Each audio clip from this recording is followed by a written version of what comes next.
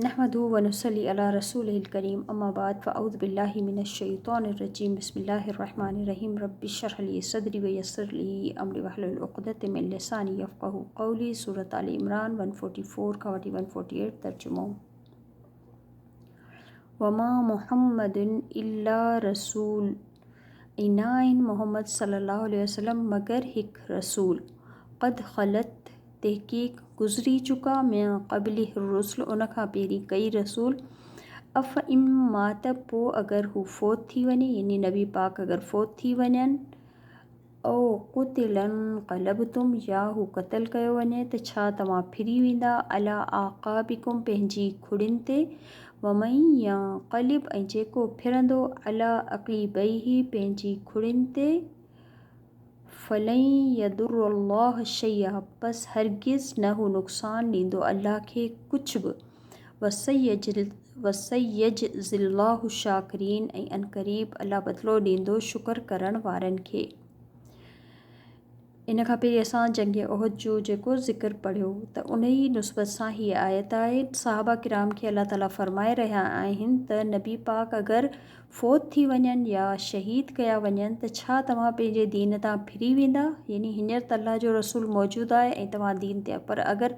हुन जी फ़ौतगी खां पोइ छा तव्हां पंहिंजे दीन तां फिरी वेंदा, ऐं जेको फिरंदो सो अल्लाह खे को बि नुक़सान न ॾेई सघंदो, ऐं जेको शुक्र कंदो अल्लाह उनखे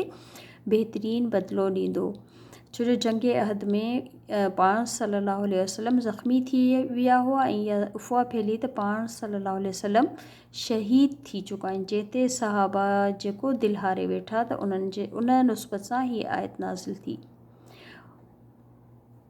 वमा कान ऐं न आहे, वमा कान ऐं न आहे या न हुआ न आहे ली नफ़्सिन कंहिं बि नफ़्स जे लाइ, कंहिं जान जे लाइ, अन तमूत क हुनखे मौत अचे, इल्ला बि इज़्निल्लाही पर अल्लाह जे इज़्न सां, अल्लाह जे हुकुम सां, यानी को बि माण्हू नथो मरे, कंहिं बि इंसान खे मौत नथी अचे पर अल्लाह जे हुकुम सां। किताबम मुअज्जला लिखियल आहे मुक़रर मुदत, यानी हर इंसान जी मौत जो हिकिड़ो वक़्तु मुक़रर आहे अल्लाह जे हुकुम सां, ऐं उन ते ई उनजी मौत वाक़ई थिए थी। वमन युरिद सवाब दुनिया ऐं जेको चाहे थो सवाब यानी बदिलो दुनिया में ई, नूतीही मिनहा असां ॾियूं था उनखे उन मां ई, जेको दुनिया चाहींदो अल्लाह छा चयो दुनिया में ई पंहिंजो सवाब कोई नेक कम जो चाहींदो अल्लाह उन में ई उनखे अदा कंदो। वमन युरिद सवाबल आख़िरती नूतीही मिनहा ऐं जेको सवाब या बदिलो चाहींदो आख़िरत में असां ॾींदासीं उनखे उन में। वसनजज़िल शाकिरीन ऐं अनक़रीब अल्लाह बदिलो ॾींदो शुक्र करण वारनि खे। तंहिं करे असांखे दुआ सेखारी वई आहे नबी पाक जे ज़रिए। अल्लाह ताला ई क़ुरान में बि इन दुआ जो ज़िक्र आहे त रब्बना आतिना फ़िद दुनिया हसनतौ व फ़िल आख़िरति हसना वक़िना अज़ाबन्नार। ए अल्लाह असांखे दुनिया में बहितरीन अता फ़रमाए ऐं आख़िरत में बि बहितरीन अता फ़रमाए ऐं असांखे बाहि जे अज़ाब खां बचाए। वकअय्यिन मिन नबिय्यिन क़ातल केतिरा ई नबी हुआ, यानी नबी पाक खां पहिरीं केतिरा ई नबी अहिड़ा गुज़रिया जिन लड़ाई की, यानी अल्लाह जी राह में जहाद कयो, माहू गॾु हुननि सां रिब्बियून कसीरुन उन्हनि रसूलनि सां गॾु केतिरा ई अल्लाह वारा उहे बि उन्हनि सां गॾु जंग में शरीक थिया। फ़मा वहनू पोइ न हू सुस्त थिया या हू बुज़दिली ॾेखारी हुननि, लिमा असाबहुम जेको पहुतो हुननि खे, यानी जेके तकलीफ़ूं हुननि खे पहुतियूं, फ़ी सबीलिल्लाही अल्लाह जी राह में जंग कंदे जहाद कंदे जेको कुझु पहुते उन्हनि ते हुन सुस्त न थिया, बुज़दिल न थिया। वमा दअफ़ू ऐं न ई हुननि कमज़ोरी ॾेखारी, वमस्तकानू ऐं न ई हू झुकिया, यानी बातिल जे अॻियां हू हारिया न, झुकिया न।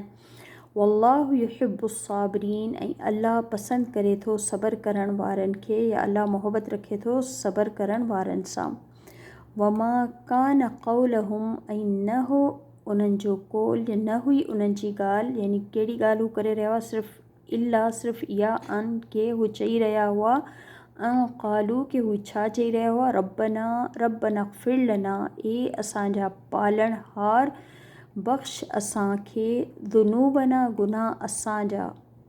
व इसराफ़ना फ़ी अमरिना ऐं असां जूं ज़ियादतियूं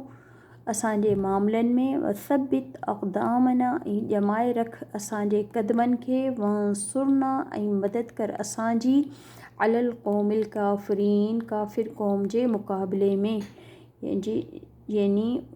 जंग जे दौरान, जहाद जे दौरान बि हुननि जी ज़ुबान ते सिर्फ़ु इहा ई ॻाल्हि हुई त असांजे गुनाहनि खे बख़्श, असांजे मामलनि में जेका असां ज़्यादती कई उनखे माफ़ फ़रमाए, ऐं असांजे क़दमनि खे ॼमाए रख ऐं असांखे कामयाब मदद कर काफ़िर क़ौम जे मुक़ाबले में।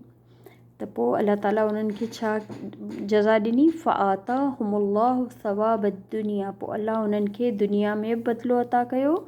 व हुस्न सवाबिल आख़िरा, ऐं बहितरीन सवाब या बदिलो आख़िरत जो बि। वल्लाहु, ऐं अल्लाह युहिब्बुल मुहसिनीन, अल्लाह मोहब्बत रखे थो एहसान करण वारनि सां।